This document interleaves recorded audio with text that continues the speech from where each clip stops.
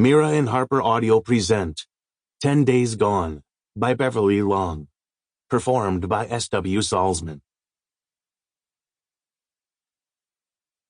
1. Tuesday, May 10th. She'd been killed like all the others. A.L. McKittridge squatted down to get a closer look at the body. The woman, already stiff, had likely been dead for hours.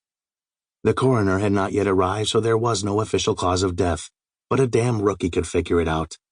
And neither he nor his partner Rena Morgan had been rookies for a long time. But they'd never seen anything like this either.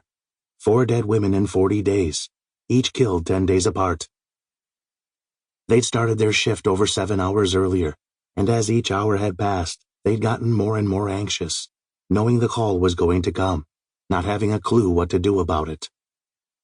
They'd had to wait until Jane Picus's husband had gotten home from work and found his wife, naked, dead, and one pillow missing off their bed. He's going to... Rena's voice trailed off. She likely did not want the photographer, the sketch artist, and the evidence techs who were doing their thing to hear. She looked tired. They all were. He's going to make a mistake, she said quietly. The asshole hadn't thus far. The 3 other victims, ranging in age from 32 to 48, had all been found naked, with their clothes folded neatly in a pile next to them.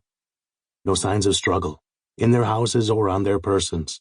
No robbery, no sexual assault. No fucking physical evidence, not even a little skin or blood under their fingernails. Just some cotton fibers, as if their killer had made them wear gloves while he killed them. But those were never left at the scene, nor was the pillow. With so little to go on, they'd looked for connections between the 3 women, had come up dry. Now they dissect the life of this new victim and try to figure out what led to her ending up stone cold dead on her kitchen floor.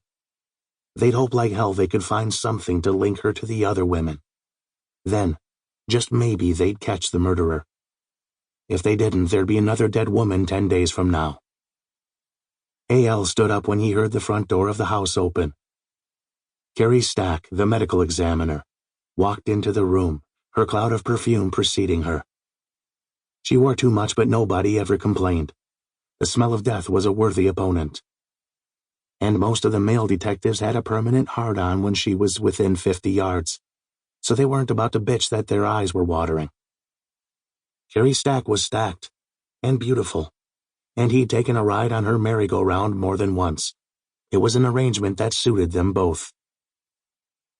"Detective Morgan, Detective McKittridge," Carrie said, greeting them both. Her tone was neutral. She was a cat in bed, but on the job she was always professional, and very good at her job.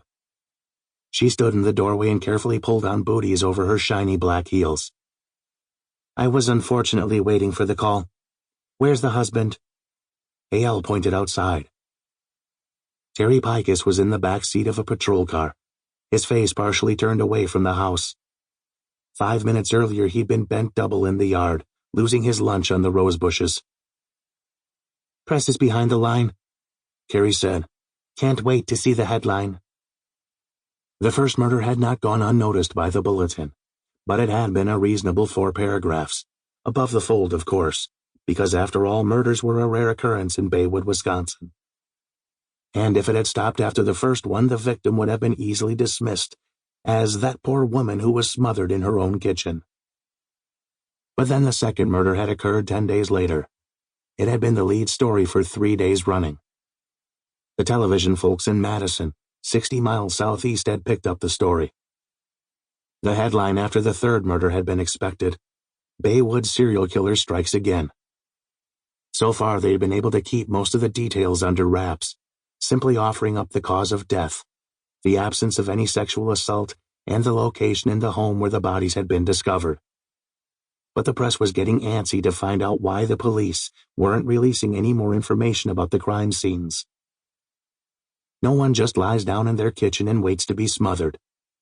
That had come from James Adeva, the crime reporter at the Bulletin, who was probably smarter than most. He was right, mostly. A victim might start off compliant. "Yes, Mr. Bad Guy, I'll be happy to take off my clothes and lie on this cold floor." Of course, Sample complete. Ready to continue?